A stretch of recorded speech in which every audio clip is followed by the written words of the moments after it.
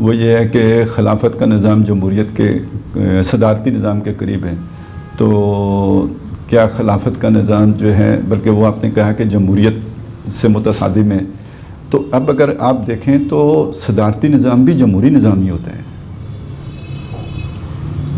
مطلب امریکہ میں صدارتی نظام ہے، ہم یہ تو نہیں کہہ سکتے کہ وہاں جمہوریت نہیں ہے. تو صدارتی نظام بھی جمہوری نظام ہے، پارلیمانی نظام بھی جمہوری نظام ہے. جمہوری نظام آمریت کے مقابلے میں تو ہم اسے ڈیفائن کر سکتے ہیں، صدارتی اور پارلیمانی کے چکر میں تو نہیں کر سکتے.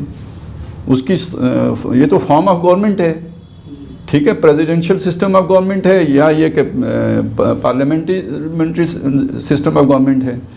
تو اس کو اس کے ساتھ یعنی آمریت کے ساتھ صدارتی نظام کا کوئی تعلق نہیں ہے، ٹھیک ہے، وہ جمہوری نظام ہی ہے، ڈیموکریٹک سسٹم ہی ہے. اب دوسری بات یہ ہے کہ خلافت کا نظام آیا آمریت ہے، کیونکہ جب ہم صدارتی نظام کو آمریت قرار دے دیتے ہیں تو پھر انڈرسٹوڈ یہ ہے کہ جو خلافت کا نظام ہے وہ بھی آمریت ہے. تو آمریت تو وہ شے ہے جس کی نفی کے لیے قرآن مجید آیا ہے. آمریت صرف اور صرف اللہ کو زیبا ہے. اللہ کے سوا کسی کی آمریت اگر موجود، وہ شرک کی صورت ہے. لا یشرک فی حکمی احد، اللہ تعالیٰ اپنے حکم دینے کے اختیار میں، امر میں کسی کو شریک نہیں کرتا. رسول کو ہم قانون ساز نہیں مانتے. وما ینطق عن الہویٰ ان ہوا الا وحی یوحیٰ، وہ جسے حلال قرار دیتا ہے یا جسے حرام قرار دیتا ہے وہ اس کی طرف وحی کیا جاتا ہے، اپنے پاس سے اپنی مرضی سے نہیں کرتا. وہ اللہ کا نمائندہ ہوتا ہے. اللہ تعالیٰ جو اسے وحی بھیجتا ہے، وحی بھیجنے کا مطلب کیا ہے؟ جو اس کے پاس اللہ کا لیٹر آتا ہے، اللہ کا رسالات، پیغامات جو آتے ہیں، اور وہ اتھینٹک ذریعہ ہے حضرت جبریل جن کے ذریعے سے آتے ہیں. تو کمانڈمنٹس کس کے ہیں؟ اللہ کے ہیں. اور نبی اس کا صرف ریپریزنٹیٹیو ہی نہیں ہے، اپوائنٹڈ ریپریزنٹیٹیو ہے، مامور من اللہ ہے. یعنی اللہ نے اپنے نمائندے کے طور پر اسے مامور کیے. تو اللہ کے ان احکامات کو نبی بیان بھی کر سکتا ہے، تشریح بھی کر سکتا ہے. یہ حق اسے اللہ نے دیا ہوا ہے، ہم نے نہیں دیا ہے، نہ ہم دے سکتے ہیں. تو جس کو ہم نے آل مائٹی مانا ہے، جس کو ہم نے حاکم مطلق مانا ہے، اس کے احکامات کی تنفیذ وہ کرتا ہے. تو وہ اس کے ساتھ اس لیے بریکٹ ہو جاتا ہے اطیع اللہ و اطیع الرسول، کہ وہ اس کا اپنا اپوائنٹڈ ہے. تو اب ہم کہہ سکتے ہیں کہ آمریت سوائے دو کے اور کسی کی نہیں ہے، یعنی اللہ اور پھر ساتھ رسول کو جوڑ لیں.